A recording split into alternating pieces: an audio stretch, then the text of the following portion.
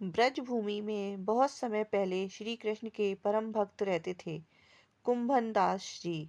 उनका एक पुत्र था, रघुनंदन। कुंभन दास जी के पास बांसुरी बजाते हुए श्री कृष्ण जी का एक विग्रह था। वे हर समय प्रभु भक्ति में लीन रहते और पूरे नियम से श्री कृष्ण की सेवा करते। वे उन्हें छोड़कर कहीं नहीं जाते थे, जिससे उनकी सेवा में कोई विघ्न ना हो। एक दिन वृंदावन से उनके लिए भागवत कथा करने का न्योता आया। पहले तो उन्होंने मना कर दिया, परंतु लोगों के जोर देने पर वे जाने के लिए तैयार हो गए। भगवान की सेवा की तैयारी करते हुए कथा कह के रोज वापस लौट आया करेंगे। वह भगवान का सेवा नियम भी नहीं टूटेगा।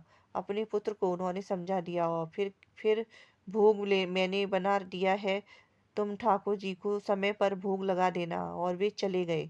रघुनंदन ने भोजन की थाली ठाकुर जी के सामने रखी और सरल मन से आग्रह किया कि ठाकुर जी आओ, भोग लगाओ। उसके बाल मन में यह छवि थी कि वे आकर अपने हाथों से भोजन करेंगे, जैसे हम खाते हैं। उसने बार बार आग्रह किया, लेकिन भोजन तो वैसे ही रखा था। अब उदास अब उदास हो गया और रोते हुए पुकारा कि ठाकुर जी आओ, भोग लगाओ। ठाकुर जी ने बालक का रूप धारण किया और भोजन करने बैठ गए। और रघुनंदन भी प्रसन्न हो गया। रात को कुंभन दास जी ने लौट कर पूछा कि भोग लगाया था बेटा? तो रघुनंदन ने कहा, हाँ। उन्होंने प्रसाद मांगा तो पुत्र ने कहा कि ठाकुर जी ने सारा भोजन खा लिया।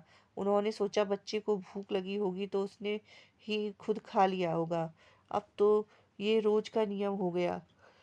कुंभन दास जी भोजन की थाली लगाकर जाते और रघुनंदन ठाकुर जी को भोग लगाते। जब प्रसाद मांगते तो एक ही जवाब मिलता कि सारा भोजन खा उन्होंने खा लिया।